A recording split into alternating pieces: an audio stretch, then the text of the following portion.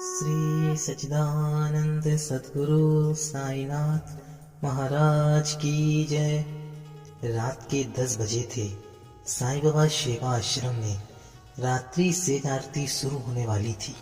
मंदिर दीपों की हल्की रोशनी से जगमगा रहा था। रामनवमी महापर्व की तैयारी पूरे उत्साह से चल रही थी। पालकी यात्रा, भजन संध्या और विशाल भंडारे की व्यवस्था। उसी समय विक्रम नाम का एक व्यक्ति मंदिर में प्रवेश करता है। वह वर्षों से संघर्ष और घाटा सह रहा था। व्यापार में घाटा, परिवार में तनाव और भीतर एक अजीब सी खालीपन। मंदिर की दीवार पर उसने पढ़ा, स्थापना 1972, भक्तों के सहयोग से निर्मित। उसे भीतर से ग्लानि हुई। उसने सोचा, मैंने हमेशा बाबा से मांगा लेकिन कभी दिया नहीं।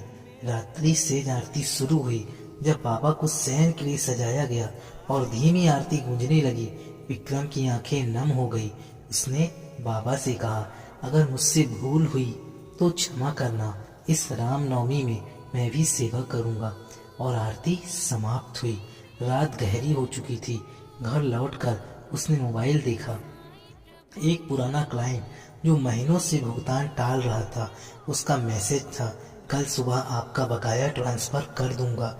विक्रम चुप बैठा रहा। अगली सुबह सच में भुगतान आ गया।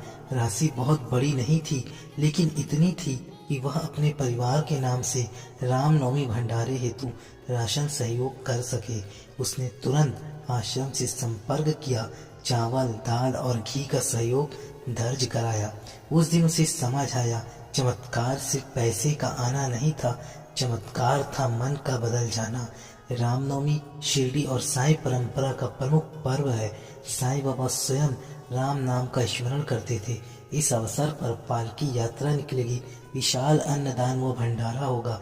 यदि आप भी चाहें तो साईं बाबा सेवा आश्रम, जो कि 1972 से स्थापित है, वहां पर अपने परिवार के नाम से राशन सहयोग कर सकते हैं।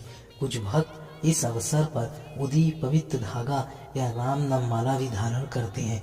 इन्हें आश्रम से प्राप्त किया जा सकता है।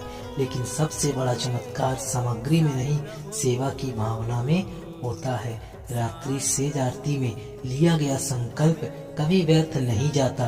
कभी उत्तर तुरंत मिलता है और कभी सुबह के साथ। ओम साई राम।